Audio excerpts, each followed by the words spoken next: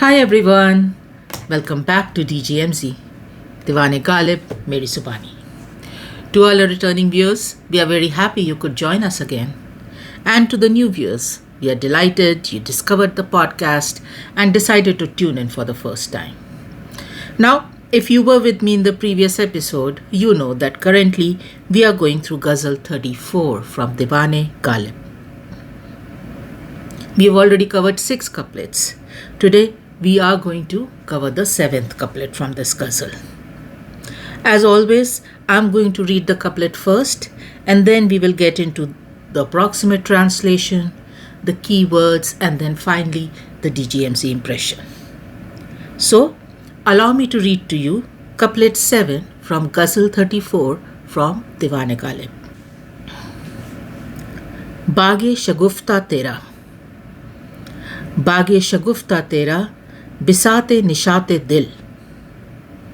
Abr-e-Bahaar Khum-kada kise Dimaagh ka. So, let's do a quick approximate translation. Baagh-e-Shagufta Tera Bisaat-e-Nashaat-e-Dil. Smiling garden, your spread of joys for the heart. Second line. Abr-e-Bahaar Khum-kada kise Dimaagh ka. The spring rain cloud to be a wine cellar. Whose brain's idea is that? So that is the approximate translation. Let's start getting into our keywords. First word, Baagh. Now, Baagh is a very common word. We use it a lot. What it translates to is a garden. इस पर अल्लामा इकबाल का ये शेर, बाग-ए-बहिश्त से मुझे हुक्म सफ़र दिया था क्यों, कार जहाँ दराज है अब मेरा इंतज़ार कर. Lovely couplet, and we would like to let you know that yes, we take a lot of care to choose couplets for the impression, but we also put a lot of time and effort to choose couplets that we quote in the keywords. Of course, these couplets should bring out the essence of the word, but otherwise, on their own, we choose couplets that are noteworthy, that are inspiring, that have substance and gravitas in it. So hopefully you take not only from the Ghalib couplet that is part of the episode, but all the other couplets also that we use in the keywords and impression. Hope you enjoy that also. It is all Urdu poetry, right? All right. So a quick translation of this Allama Iqbal couplet. Baagh-e-Bahisht se mujhe hukme safar diya tha kyun? From the Garden of Paradise, or as we know it as Garden of Eden. Why did you give me the marching orders to exit? Kaare jahan daraz hai, ab mera intezar kar. Now I am busy in the worldly affairs which are very lengthy. So now you'll have to wait for me. And the couplet is addressed to God, right? So that takes care of Baagh. Moving on to Shagufta. Shagufta is a word used to describe a certain type of disposition of a person. A disposition which is joyful, cheerful, smiling, buoyant. But in addition, Shagufta is also used to describe something which is blooming, be it a flower or be it a person's face blooming with joy and cheer, right? Smiling as if it is blooming. And then Shagufta is also used to describe something which is flourishing and prospering. So, इस पर सिमाब अकबराबादी का ये शेर, सिमाब को शगुफ्ता न देखा तमाम उम्र कमबख्त जब मिला हमें गम आशना मिला. So the approximate translation is, we never saw Simab, and the poet is referring to himself, we never saw Simab cheerful or joyful or smiling.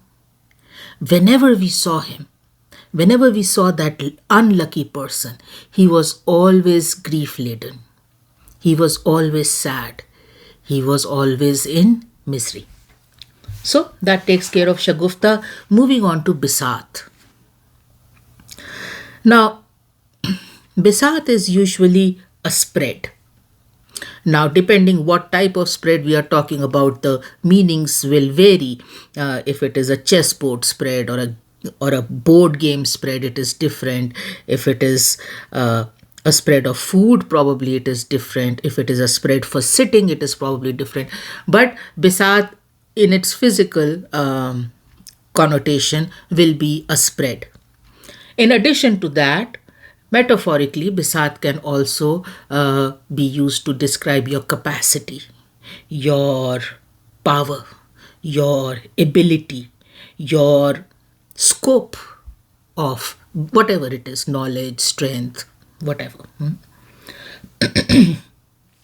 इस पे ख्वाजा मीर दर्द का ये शेर, एक ईमान है बिसात अपनी, एक ईमान है बिसात अपनी, ना इबादत ना कुछ रियाजत है.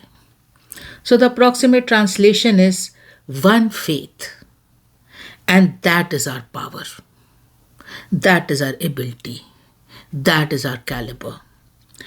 No prayer, worship, or religious traditions, and no spiritual exercises or practices or, again, discipline. Our power lies in one faith. Okay, that takes care of Bisaat. Moving on to Nashaat. Nashaat is, again, a word used to describe joy, cheerfulness, happiness, pleasure. Something, what is that word for joy? Not bubbling, not effervescent. There is a word, it's eluding me. But the second best word for it will be not just joy, but this bubbling, innocent, gurgling joy, right? That is Nashaat. इस पे फजा इब्ने फैजी का ये शेर, टूटा ताल्लुकात का आईना इस तरह अक्से नशात लम्हा फानी भी ले गया. Approximate translation is, when the mirror of acquaintance broke, it shattered in such a way that along with it, it took even the reflection of the ecstasy and joy of that fleeting moment I had with her. Right? We are assuming the acquaintance is beloved, usually is. All right. Moving on to the next word, Abr. Abr is a cloud. So, इस पे अहमद फराज का ये शेर, ए मेरे अब्रे करम देखिए वीरानाए जां, क्या किसी तश्त पे तूने कभी बारिश नहीं की. Beautiful couplet. Approximate translation is, my benevolent, my kind, my generous, blessed cloud, look at the dry, desolate, ruined life of mine. Have you never ever rained your kindness on a desert before? By extension, why are you not raining on me? You are a cloud full of water. I am a dry, waste, ruined land. Why are you not raining on me?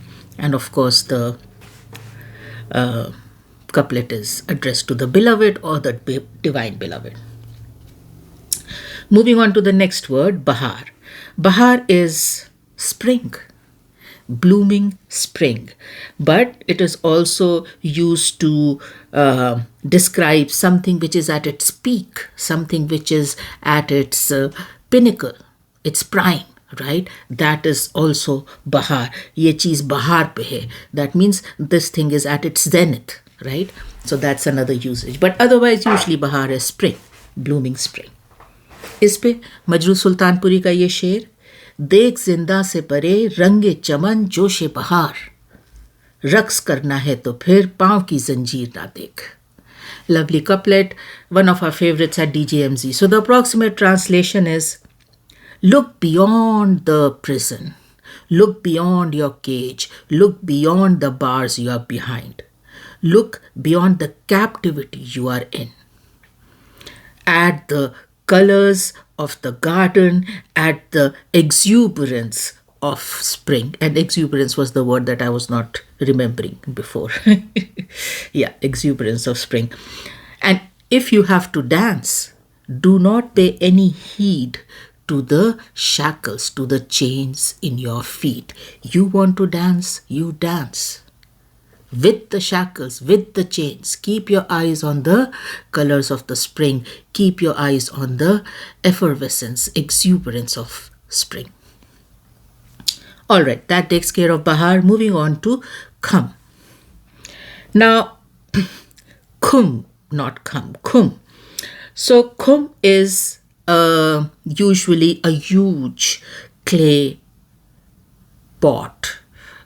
Calling it a pot probably is not correct, because these are huge barrels, huge vessels, casks as we would call them, made of clay, earthen pots, in which you would either store wine, you can store any liquid, wine, oil, water, whatever. But usually Khum is in reference to storage vessels for wine.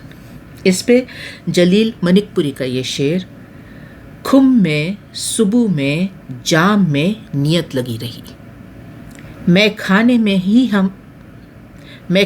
ही में हम रहे, मैं खाना छोड़कर. Sorry about that. So the approximate translation is, in the wine barrel or cask, in the wine goblet, in the wine cup, the attention, the thought, the imagination was always trapped in all these things. And hence, it seems as if I always lived in a tavern, in a wine tavern, even though I lived outside of it, because the thoughts were always caught up in these things. So that takes care of Khum. Moving on to Kada. Kada is, very simply put, home, abode, residence of something, right? A place for something, a house for something. इस पे राहत इंदौरी का ये शेर, ये मैं-कदा है, वो मस्जिद है, वो है बुत खाना. ये मैं-कदा है, वो मस्जिद है, वो है बुत खाना, कहीं भी जाओ फरिश्ते हिसाब रखते हैं. So the approximate translation is, this is a wine tavern, that is a mosque, and that is a house of idol. Wherever you decide to go, the angels are keeping a track of it. The angels are keeping a record of it. And then the last word, Dimaagh. Now, Dimaagh translates to brain, but usually in Urdu poetry, especially in Ghalib's Ghazals, and we have covered Dimaagh in few Ghazals before, Dimaagh is used to talk about a thought, an idea, imagination, intellect, wisdom, a sense of something.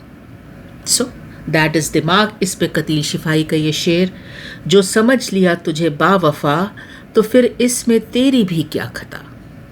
ये खलल है मेरे दिमाग का, ये मेरी नज़र का कसूर है. Lovely couplet. Approximate translation is, if I assumed, if I believed, if I thought that you were loyal, there is no fault of yours in that. If I assumed you were loyal and trustworthy, there is no fault of yours in that. This is a glitch in my brain, in my understanding, and this is the fault of my sight, my eyes. I read you wrong. I saw you wrong. I understood you wrong. Okay, so that takes care of all the key words. Let's start getting into our impression. First line, Baagh-e-Shagufta Tera Bisaat-e-Nashaat-e-Dil. Smiling garden, your spread of joys for the heart. Or, O smiling garden, yours is the spread of joys for the heart. Now, this is a very interesting line, and not for the usual reasons like complexity and multiplicity, which are common reasons for a couplet to be interesting, right? For a Ghalib couplet to be interesting. This line is unique because it has been crafted by Ghalib in such a way that its meaning changes depending where you break the line into two. This is something we don't encounter frequently in Ghalib's couplets, but this couplet, and in DGMZ's humble opinion, right? Yeah. So, where you break the line into two decides what interpretation, what meaning this line will have. So, first, we will tell you what are those few ways that we at DGMZ could identify of where to break this line into two. And then we will proceed to tell you the one we chose, the one that passed the DGMZ test for us and hence became part of our impression today. So, what is the first way to break this line? The first way to break this line is Baagh-e-Shagufta Tera Bisaat-e-Nashaat-e-Dil, to be understood as Baagh-e-Shagufta hai Tera Bisaat-e-Nashaat-e-Dil. The smiling garden is your spread of joys of heart. Second way to break this line, Baagh-e-Shagufta Tera Bisaat-e-Nashaat-e-Dil, to be understood as Baagh-e-Shagufta ye Tera Bisaat-e-Nashaat-e-Dil. Smiling garden, your spread of joys of heart.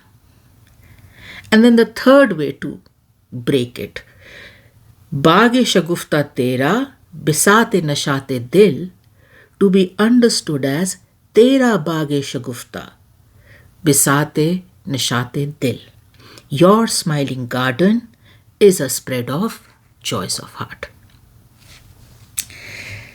So, these are some viable options that we at DGMZ could identify. But this being a Ghalib couplet, we are sure there are additional possibilities in there. For DGMZ impression, we went with the second option. This is the option that passed the DGMZ test for us, not only with reference to the first line, but also keeping in mind the second line. As always, we will be keen to hear from you in comments which version you related to the most. Now, let's get into building a DGMZ impression around the second option, which reads as Baagh-e-Shagufta ye Tera Bisaat-e-Nashaat-e-Dil. Now, let's pick the first part of this line, Baagh-e-Shagufta. Baagh, we all know, is a garden. Let's focus on Shagufta. In Persian, Shagufta is a feminine name, an adjective that primarily translates to blossomed or blooming.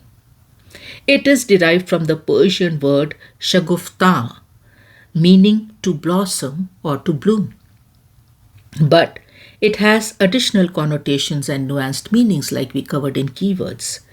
Blossoming is one of them, cheerful and joyful is the other one, and then flourishing and prosperous is the third one. Now, as we can see, Ghalib in this couplet attaches Shagufta to Baagh, right? And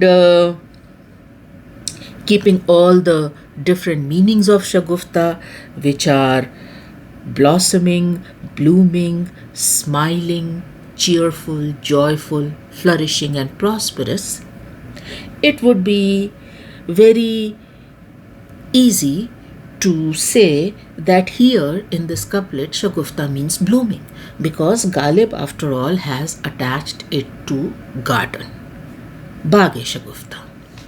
So a garden which is blooming, a blooming garden.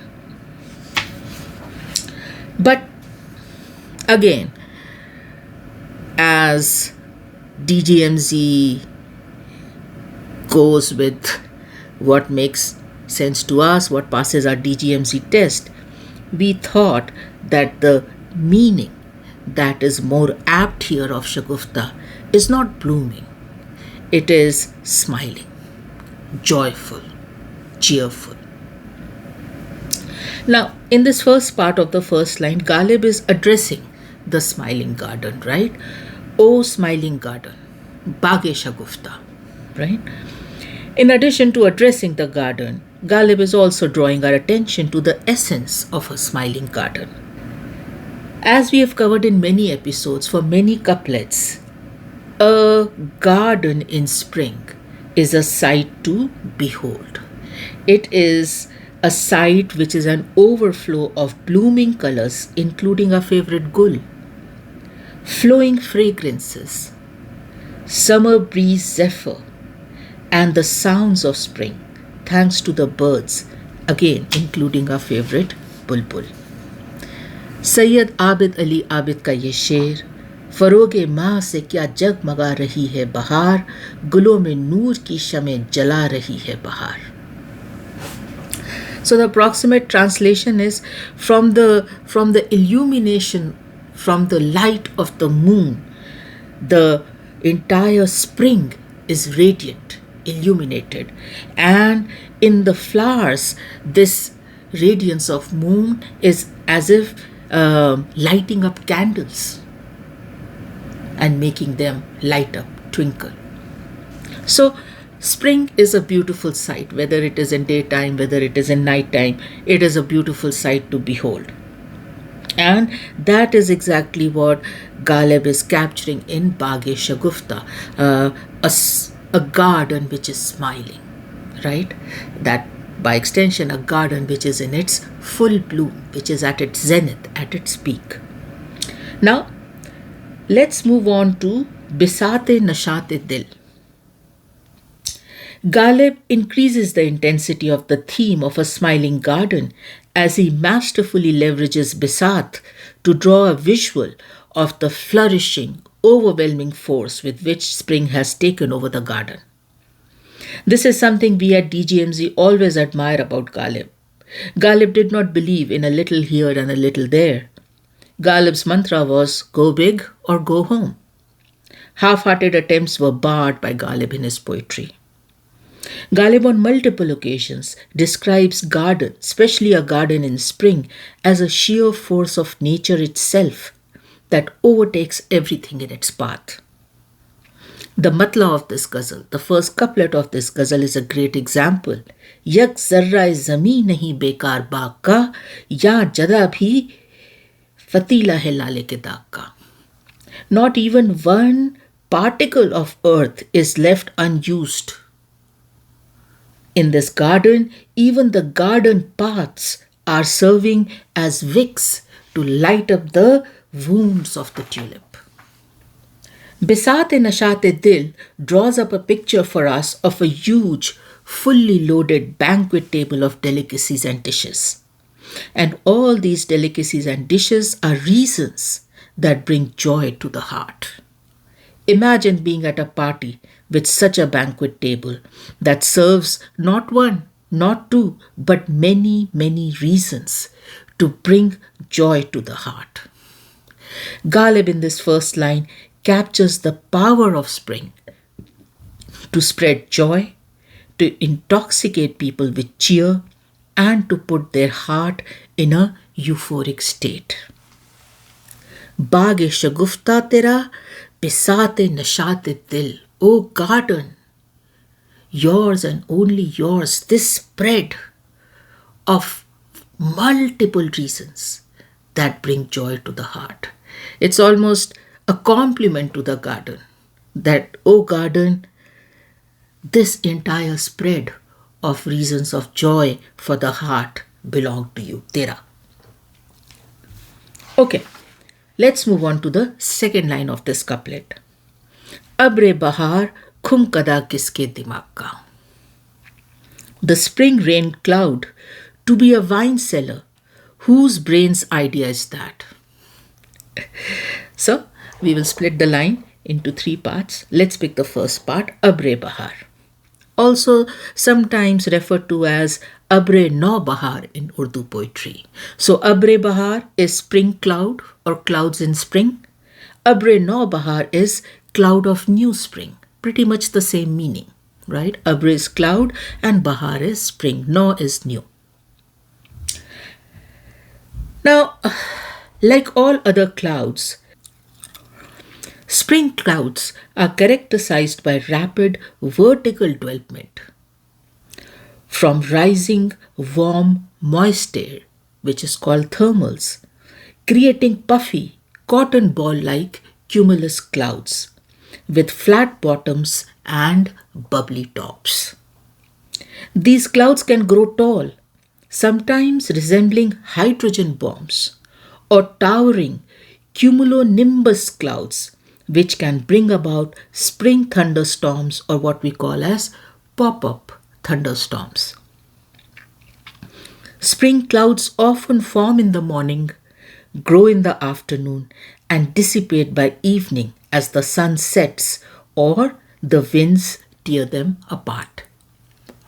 So, ये Abr-e-Bahaar, clouds of springtime, have unique characteristics to them, have a unique shape to them, have a unique water and rain and storm pattern to them, right?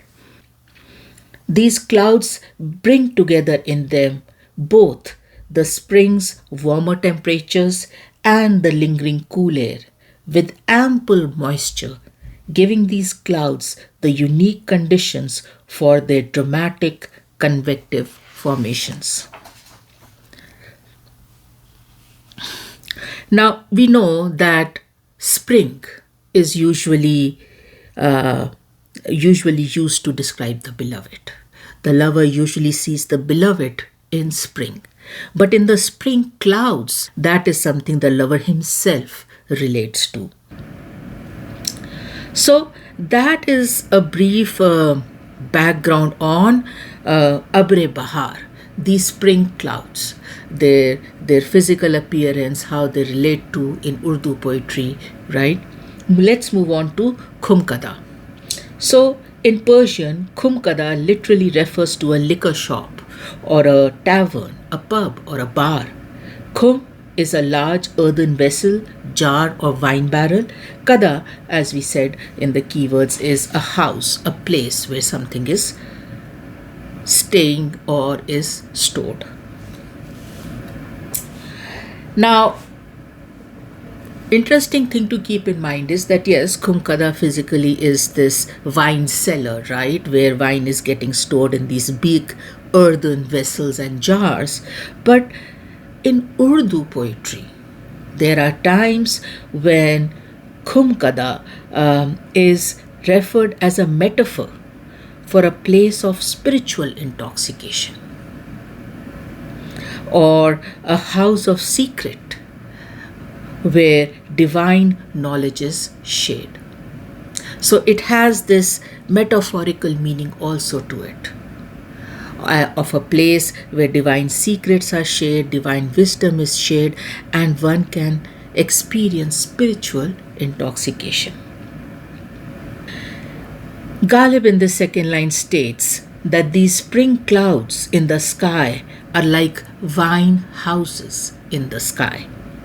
Rows and rows of clouds stacked up in the sky, one after the other full of rain, as if rows and rows of wine jars stacked up in the wine house, one after the other full of wine. Clouds carry the rainwater in them, wine jars carry the wine in them, and Ghalib is equating them. And this is not unique. This is a theme which is prevalent in Urdu poetry. The lover will usually perceive these spring clouds as source of not only rain, but as a source of heavenly wine, which keeps him intoxicated, which keeps him spiritually intoxicated. So that takes care of Abr-e-Bahaar, Khum-kada, the spring rain cloud which is a wine cellar. Now, what's left in the second line, and in fact in the whole couplet, is the million-dollar question. Kiske dimaagh ka? Whose brain's idea is that? Simply put, whose idea is it to make these spring rain clouds into wine cellars? Convert the spring rain clouds into wine cellars. Whose idea is that? It is a Ghalib couplet. As always, it will make you decide between multiple options. So who is it? Well, in DGMZ's humble opinion, kiss of the second line is no one else but God himself. God, the one that holds the ultimate smile, Shagufta, the ultimate joy, Nashaat, the ultimate spring, Bahaar, and the ultimate wine house, Khum-kada, is the one whose idea this is. To convert the spring rain clouds into a wine house with rows and rows of wine jars. The Ghalib poses it like a question. Abr-e-Bahaar, Khum-kada, kiske dimaagh ka? We believe the answer is hidden in the question. God, who runs everything else, also runs the ultimate life-giving wine cellar up in the heavens, where in the wine jars of spring clouds, God stores the wine of life. And when the time is right, he rains down this wine on his thirsty creation, nourishing them, elating them, intoxicating them with colors, smells, sounds, and tastes no earthly wine can give. Spring is a precious time for God's creation. In Bible, book of Zechariah, chapter 10, verses 1, it says, it instructs God's people to ask the Lord for rain in springtime. People are requested to pray to God for rain in springtime. A quote from Virgil A. Craft: spring shows what God can do with a drab and dirty world. A quote from Robert Orban: spring is God's way of saying, one more time. And then a quote from Martin Luther: our Lord has written the promise of resurrection, not in books alone, but in every leaf in springtime. So this blessing of spring, when it comes down from heaven, from God, it seems in multiple ways, in multiple interpretations, it comes down as rain, as that springtime rain. And of course, where there is rain, there is clouds. And somehow it seems that Ghalib is drawing on that theme in this couplet. Ghalib is saying this Abr-e-Bahaar Khum-kada, this almost wine-like intoxicating rain that is coming down from the heavens, is the ultimate life-giving wine. Right? This is the reason why Baagh-e-Shagufta has a Bisaat-e-Nashaat-e-Dil. This is the reason why the smiling garden in the first line has this huge spread, huge banquet of reasons that bring joy to the heart. Ghalib here moves away from the visual glory of spring and, in our humble opinion, dives into the divine, spiritual glory of spring, what spring can do. So that takes care of the second line, Abr-e-Bahaar Khum-kada kiske dimaagh ka, the spring rain cloud to be transformed into a wine cellar. Now, whose idea is that? By extension, God. Now, as always, let's step back and take a few minutes to appreciate this couplet in totality. The first thing that struck us at DGMZ was the positioning of this couplet. If you would remember, in the last episode, for the previous couplet, there was a theme, right? So that previous couplet was Be-Khuun-e-Dil hai chashme Mauj-e-Nigaah gubar, ye Mai-Kada kharab hai mai ke suragh ka. The theme of that previous couplet was of a very dry, desolated, ruined, wasted wine house with not even a single trace of wine left in it. And then the other theme in that couplet was of a bloodless, dry sandstorm in the lover's eyes. Ghalib in the last couplet detailed how big a problem it was for the lover to run out both on blood and wine as he carried a dry, hot, wasted, dead desert in his eyes. In DGMZ's humble opinion, in this next couplet, Ghalib draws a contrast to the previous verse as he brings us back to the miracle of flowing life. Unlike the earthly wine tavern of the previous verse and the lover's eye, which have run out of both wine and blood, in today's verse, Ghalib details the wine cellar that exists up in those heavenly skies and never runs dry. No matter how dry the earthly wine cellar might be, no matter how bloodless and lifeless God's creation, including humans, plants, animals, might feel, the entire creation, puri kainat, can put their faith and belief on the wine cellar existing in those heavens above. One can believe that that wine cellar will open and pour down heavenly, intoxicating, nourishing wine of life from the cloud pitchers onto the earth.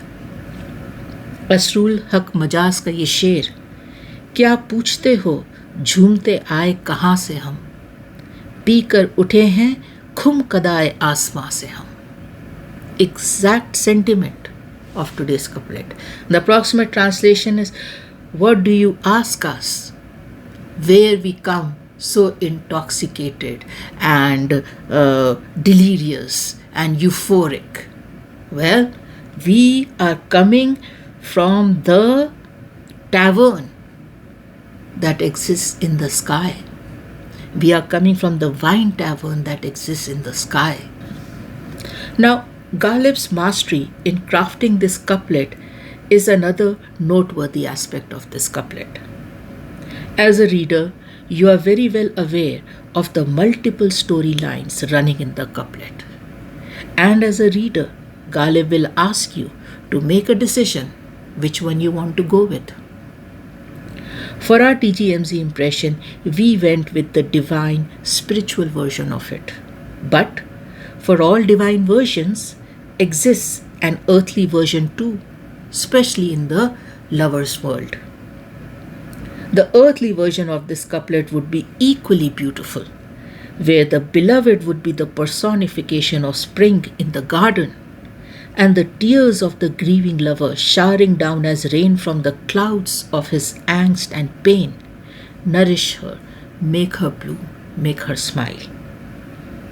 The tears of the lover being the reason for the beloved to smile is as poignant as it is beautiful.